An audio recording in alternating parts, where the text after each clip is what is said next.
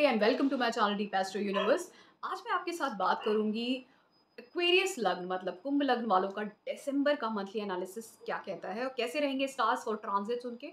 तो मैं बिगिन करूं उससे पहले मैं आपको बहुत क्लियर कर दूं कि कोई भी ट्रांजिट होता है उसके पहले आपको महादशा अंतर प्रत्यंतर पता होना चाहिए। उनके जो लॉर्ड्स होते हैं वो जिस तरीके का रिजल्ट दे रहे होते हैं महादशा में, वही रिजल्ट ही डिसाइड करता है कि आपकी महादशा में अंतरदशा में क्या होने वाला है। और ये जो बड़े प्लैनेट्स शनि राहु केतु जुपिटर होते हैं, इनके में जो भी चेंजेस आते हैं, चाहे उनका मूवमेंट चेंज हो रहा हो या राशि बदल रही हो, तब बहुत बड़े बड़े इवेंट्स ट्रिगर करते हैं लोगों की लाइफ में।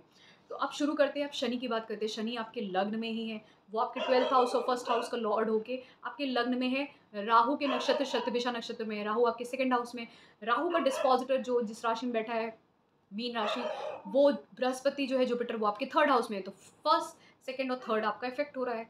अब फर्स्ट हाउस में जो लॉर्ड बैठा है शनि, वो थर्ड एस्पेक्ट से आपके थर्ड हाउस को देखता है, सेवन्थ से आपके सेवन्थ हाउस को, और टेंथ एस्पेक्ट से आपके टेंथ हाउस को। तो कहीं ना कहीं आपके बिजनेस में, करियर में नया चेंज जो आप चाह रहे हो, फॉरेन से लिंक्ड है, वो कुछ वो चेंज आएगा जिसकी वजह से आप सेविंग्स में कहीं ना कहीं राइज देखोगे। लेकिन स्लोली एंड स्लोली ये चीज़ें होंगी और आप बहुत ही प्रैक्टिकल हो जाओगे, बहुत ही हार्ड वर्किंग हो जाएगी। और ये आप देख चाहते भी हो और देख भी रहे हो, तो ये आपके करियर में आप चाहे वो बिजनेस करो या आप क्या कहते हैं, आप कुछ भी नया करियर स्टार्ट करो, कहीं पे काम करो, और जो भी होगा उसकी वजह से आप देखोगे कि आपके सेविंग्स में राइज हो रहा है। और उसकी वजह से आपकी सेविंग्स में जो राइज हो रहा है, और साथ में कहीं ना कहीं वो जो राइज है वो आपको एक लाइफ में एक स्ट्रेंथ, एक विल पावर भी देता है, और आपके स्किल्स भी इनहांस होंगे उससे। क्योंकि आपको जो काम करना है, अपने स्किल्स पे काम करना है, चाहे वो कम्युनिकेशन स्किल्स हों, डिजिटल स्किल्स हों, जो भी स्किल्स हैं, आपको अपने स्किल्स पे और विल पावर पे काम करना है, ताकि आप कुछ नया अपने करियर में, अपने बिजनेस में शुरू कर सको। और आपकी शादी के भी चांसेस, अगर आपकी शादी नहीं हुई तो उसके भी चांसेस बनते हैं। और राहु सेकंड हाउस में बैठ के आपके इनकम को, सोर्स ऑफ इनकम को बढ़ाने की कोशिश करेगा। और शनि जो है फर्स्ट हाउस में बैठ के वो आपके थर्ड हाउस को इफेक्ट करेगा, सेवन्थ को और टेंथ को। तो ओवरऑल ये आपके करियर और सेविंग्स को बढ़ाना, शादी के अगर अपॉर्चुनिटीज़ आती हैं तो वो भी आ सकती हैं इस टाइम पे। क्योंकि शनि जो बृहस्पति है वो भी आपके थर्ड हाउस से बैठ के फिफ्थ एस्पेक्ट से सेवन्थ हाउस को, सेवन्थ एस्पेक्ट से नाइन्थ हाउस को, और नाइन्थ एस्पेक्ट से 11th हाउस को ट्रिगर कर रहा है। तो आपकी शादी के चांसेस, नया बिजनेस स्टार्ट करना, करियर में कोई चेंज, आपकी सेविंग्स में राइज, ये सब। और उसकी वजह से आप ट्रैवल भी करोगे, दूसरे प्लेसेस पे ट्रैवल करके जा सकते हो। बहुत सारे चांसेस ऐसे मिलेंगे जहाँ पे आप ट्रैवल कर रहे हो, तो ट्रैवल के बहुत सारे चांसेस मिलेंगे। हायर एजुकेशन की तरफ भी जा सकते हो अगर आपने सोचा है। आपको कोई नया गुरु, नया बॉस भी मिल सकता है, ये भी चांसेस बनते हैं। आपके फादर भी बहुत हेल्प करेंगे आपकी, आपके उनका बॉन्ड बहुत अच्छा हो जाएगा इस टाइम पीरियड में। तो ये काफ़ी अच्छी चीज़ें हैं। फिर बात करते हैं बुध की। तो बुध जो है वो आपके लगभग पूरे दिसंबर में वो आपके धनु राशि 11th हाउस में ही रहेगा। और वहीं पे रेट्रोग्रेड होने के बाद वो 28 दिसंबर को वृश्चिक राशि स्कॉर्पियो साइन में 10th हाउस में आ जाएगा। तो लगभग क्योंकि वो 11th हाउस में ही रहेगा, तो 11th हाउस में जो बुध रहेगा, बुध कोई भी प्लैनेट हो, जब वो 11th हाउस में जाता है तो वो अच्छा ही रिजल्ट देता है। एक इसकी स्टोरी भी है, जो स्टोरी सबने आई थिंक सुनी होगी, नहीं सुनी है तो वो ये है कि रावण ने अपने बेटे इंद्रजीत के लिए ये, क्योंकि he was also a very big astrologer, बहुत नॉलेजेबल पर्सन था रावण, और उसको ये एस्ट्रोलॉजी की भी नॉलेज थी। तो वो चाहता था कि इंद्रजीत जो उनका बेटा है उसके भी चार्ट में सारे प्लैनेट्स 11th हाउस में आ जाएं। लेकिन सिर्फ और सिर्फ जो शनि थे, सैटर्न, वो एक ऐसा हुआ कि रेट्रोग्रेड हुए, ये क्या हुआ कि उन्होंने वो 11th हाउस को छोड़ के आगे के हाउस में बढ़ गए, जिसकी वजह से उसकी डेथ हुई। वरना उसने पूरा प्लान कर लिया था कि सारे प्लैनेट्स 11th हाउस में ही रहें उनके सन के चार्ट में।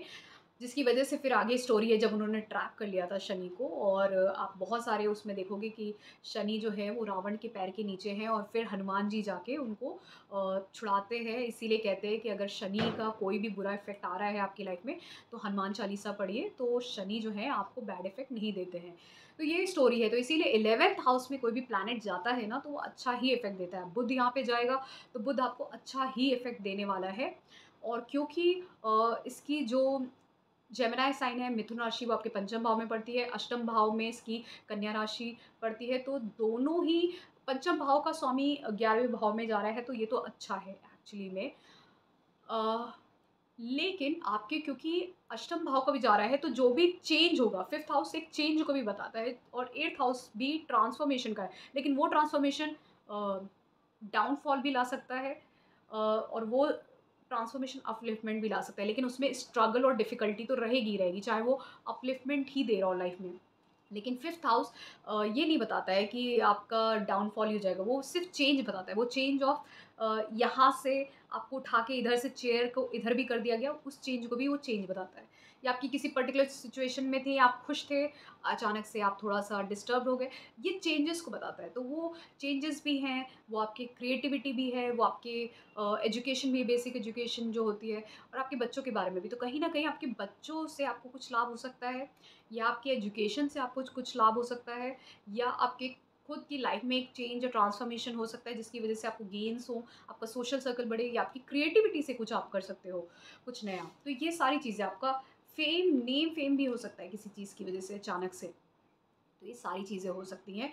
फिर उसके बाद बात करते हैं सूर्य की। तो सूर्य जो है वो पहले फर्स्ट हाफ ऑफ दिसंबर में वो आपके स्कॉर्पियो साइन 10th हाउस में ही रहेगा। तो 10th हाउस का सूर्य जो होता है वो बहुत अच्छा होता है। आपके करियर में अगर कुछ आप अपलिफ्टमेंट सोच रहे थे कि 7th हाउस का लॉर्ड है, तो हो सकता है आप अपने करियर में एक राइज़ देखो। वो करियर में राइज़ ये भी हो सकता है कि आप कुछ नया बिज़नेस स्टार्ट कर दो क्योंकि 7th हाउस का लॉर्ड है और या फिर आप ट्रैवल करो for your career, for your new career. आप कुछ किसी चीज़ के लिए अपने स्टेटस के लिए आप शिफ्ट देखो कहीं सेटलमेंट, कहीं फॉरेन सेटलमेंट या कहीं और या फिर आपको स्पाउस भी मिल सकता है आपको अपने वर्क प्लेस से, ये भी दिखता है अगर इसकी महादशांतर या प्रत्यंतर होगा।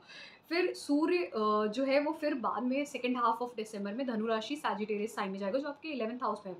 अब यहाँ पे भी ये अच्छा इफेक्ट देगा। अब ये आपके एजुकेशन में हेल्प करेगा, आपकी क्रिएटिविटी को बढ़ाएगा, आपके बच्चों के साथ अच्छा बॉन्ड बनेगा, आपकी लाइफ में कोई चेंज आएगा, नए गेन्स, अपॉर्चुनिटीज़, ये सब कुछ देगा। तो सूर्य की महादशा अंतर्दशा होगी, तो ये सारे चेंजेस पूरे लगभग अच्छे ही होंगे आपकी लाइफ में। फिर उसके बाद बृहस्पति की बात मैंने कर ही ली थी, शादी को ट्रिगर कर रहा है, ट्रैवल को, हायर एजुकेशन को, गेन्स को ट्रैवल कर रहा है, बिज़नेस के लिए। तो ये सारे अच्छे पॉजिटिव इंडिकेशन ही बृहस्पति भी दे रहा है। वीनस की बात करें, शुक्र ये आपके लिब्रा साइन में रहेगा 9th हाउस में। थ्रू आउट दिसंबर 9th हाउस में रहने वाला है। तो लिब्रा साइन क्योंकि 9th हाउस में आती है तो ये अच्छा है। और जो टॉरस साइन है वो आपके आती है 4th हाउस में। तो 4th हाउस का लॉर्ड जब आपके कहीं ना कहीं 9th हाउस से कनेक्शन, तो आपके मदर और फादर के साथ बॉन्ड अच्छा होगा, उनका आपस में बॉन्ड अच्छा होगा।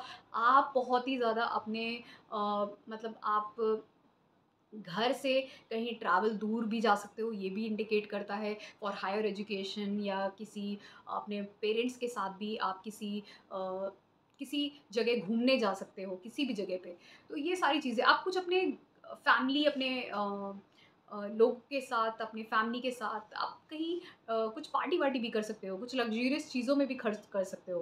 तो ये सारी चीज़ें भी दिखती हैं। तो ये एक पॉजिटिव चेंज है, ये अच्छा ही है। अगर इसकी महादशांतर या प्रत्यंतर होगा तो ये अच्छा ही दिखाता है, ये पॉजिटिव टाइम ही दिखाता है। लिब्रा साइन में वीनस रहेगा थ्रू आउट दिसंबर, तो ये सभी लग्न वालों के लिए एक अच्छा टाइम ही है। वीनस अपने ही हाउस में है तो अच्छा ही है।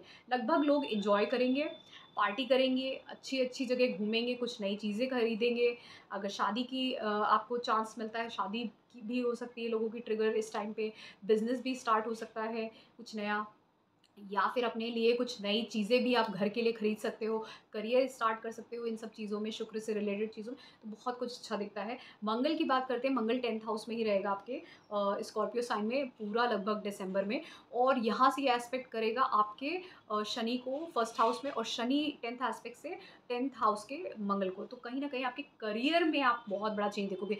इंजीनियरिंग की फील्ड में हो, टेक्निकल फील्ड में हो, साइंटिस्ट हो, रिसर्च में हो, ये सब चीज़ें ट्रिगर होती हैं आप लोग के लिए। और अगर आप एक्सपोर्ट इम्पोर्ट, सीमेंट, माइनिंग इन सब ब्रिक्स में, इन सब में काम करते हो, कहीं न कहीं इंडस्ट्री से जुड़े हुए हो, तो ये भी आपके लिए भी जो लेबर हैं उनके लिए भी ये एक बहुत ही पॉजिटिव करियर में चेंज दिखता है। स्टेटस में अपलिफ्टमेंट दिखता है, करियर में चेंज दिखता है, ये एनर्जी बहुत ही पॉजिटिव है। और यहाँ पे सन भी रहेगा तो कहीं न कहीं आप स्टेटस में राइज़, हाँ, आपकी पोज़ीशन में राइज़, जहाँ पे भी आप काम करते हो, वहाँ पे आपकी पोज़ीशन में राइज़ हो सकता है। तो ये एक पॉजिटिव टाइम है, इसको यूटिलाइज़ करिए, बहुत अच्छा है। और एक्वेरियस वालों के लिए दिसंबर का मंथ बहुत बहुत बहुत अच्छा है। और अगर आपको ये मेरा एनालिसिस पसंद आया है so please to subscribe to my channel deep astro universe.